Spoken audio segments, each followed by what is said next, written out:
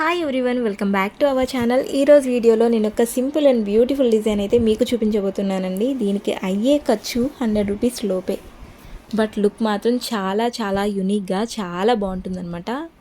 So late చేయకుండా ఈరోజు వీడియోలోకి ఎంటర్ అయిపోతాం. ఫస్ట్ అయితే నేను గ్రీన్ ఫ్యాబ్రిక్ మీద ఒక చిన్న ఫ్లవర్ డిజైన్ అయితే వేసుకున్నాను. ఈ ఫ్లవర్ అంతటికీ కూడా ఆరెంజ్ కలర్లో పెయింట్ అనేది చేసుకోవాలన్నమాట. సో వీడియోలో చూపిస్తున్న విధంగా ఫస్ట్ అయితే అవుట్లైన్ వేసుకోవాలి. అవుట్లైన్ వేసుకున్న తర్వాత లోపల అనేది ఫిల్ చేయాలి, ఓకేనా.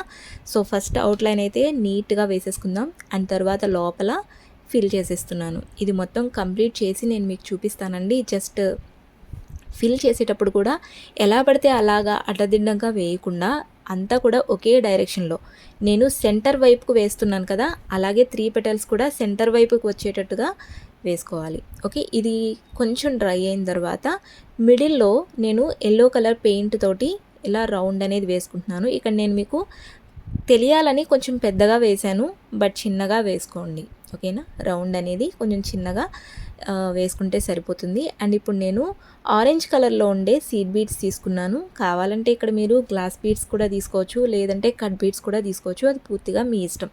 లేదంటే ఈజీగా అయిపోవాలంటే స్టోన్ చైన్ కూడా స్టిక్ చేసుకోవచ్చు. లేదు మీ ఇంకా తక్కువ కాస్ట్లో చేసుకోవాలి అని అనుకుంటారా, మీరు సిల్క్ థ్రెడ్ కానీ జరీ థ్రెడ్ కానీ అది కూడా యూస్ చేసుకోవచ్చు, ఓకేనా.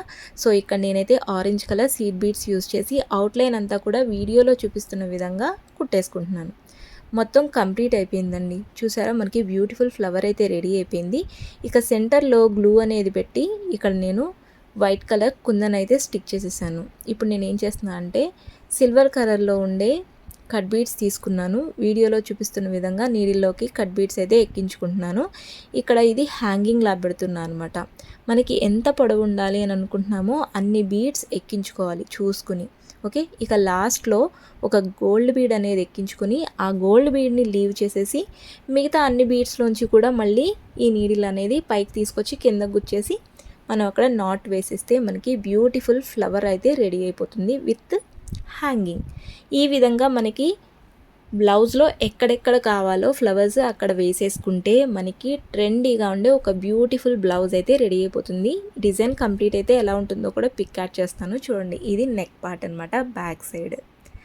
అండ్ హ్యాండ్ పార్ట్ కూడా చూపిస్తాను. ఇది front part and hand part. నచ్చితే కనుక లైక్ చేయండి.